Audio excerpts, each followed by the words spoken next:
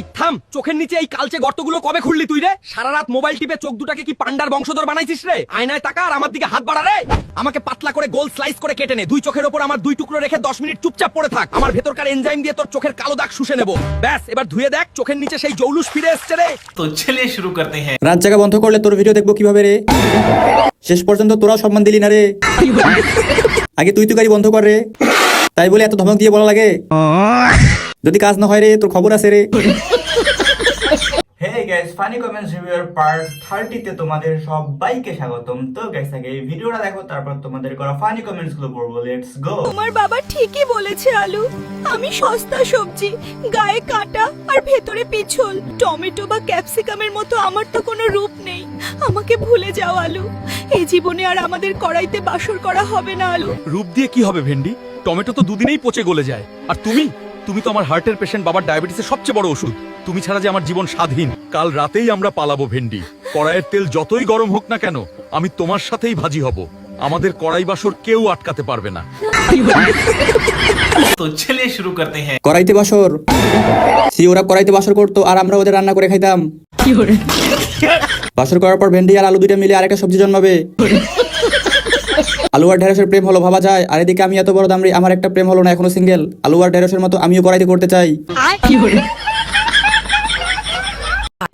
মহামান্য আদালত, এই কাঠগড়ায় দাঁড়িয়ে থাকা ইনি হলেন ব্লেড। তিনি অনেক লাজুক, কিন্তু এই মানুষরা এই ব্লেড মশাইকে এত সুন্দর সুন্দর জায়গায় ব্যবহার করে, তখন এই ব্লেড মশাই অনেক কষ্ট পায় এবং লজ্জায় আর দুঃখে কারো কাছে কিছুই বলতে পারে না। তাই মহামান্য আদালত, আমি চাই এই ব্লেড মশাইয়ের ন্যায় বিচার হোক।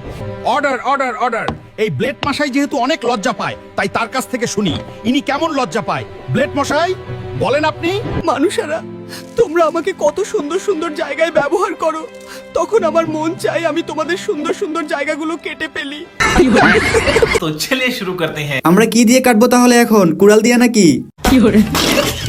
এর মানে কি বুঝছো দয়া? সবই বুঝলাম, কিন্তু গাজরের মাথায় ধনেপাতা কেন? আরো কিছু কি দেখার বাকি আছে? সালার পাদ, চল আজ কাঠগড়ায়। আজ আসামির কাঠগড়ায় দাঁড়িয়ে আছে আস্ত একটা পাদ। জজ সাহেব, ওর জন্যই কাল আমার তারাবির নামাজটা মাঠে মারা গেছে। তবে আসল সমস্যা কিন্তু সেটা না, ওর টাইমিংটা খেয়াল করবেন। ঠিক অজু করে বের হওয়ার পর নামাজের নিয়ত বাঁধার সময় কিংবা 10 জনের সামনে আড্ডার মাঝখানেই ওকে লিক হতে হবে। কি রে, ঠিক ওই টাইমেই কেন তোর অ্যালার্ম বাজে? তোর ক্যারেক্টারটাই তো ঘাট তেড়া। সুখের মুহূর্তে ভিলেনের মতো এন্ট্রি নিয়ে মান সম্মানের একদম ফালুদা বানিয়ে দেয়। জজ সাহেব, এই বেয়াদব পাদকে আজই নগদে রিমান্ডে নেওয়া হোক। तो चलिए शुरू करते हैं। পাটটা তো অনেক সুন্দর, হাওয়াই মিঠাইয়ের মতো। আগে তো শব্দ শুনেছি, এখন নিজের চোখে দেখলাম। আসলে ওর টাইম ম্যানেজমেন্ট ঠিক নেই। জীবনের প্রথম পাত দেখলাম। এইসব দেখার জন্য মাসে মাসে নেটের বিল দেই। তো গাইস, আজকের ভিডিওর এতটুকুই। ভিডিওর কোন পার্টটা সবথেকে বেশি ভালো লেগেছে অবশ্যই সেটা কমেন্টে জানিয়ে দিও। তো দেখা হচ্ছে নেক্সট ভিডিওতে।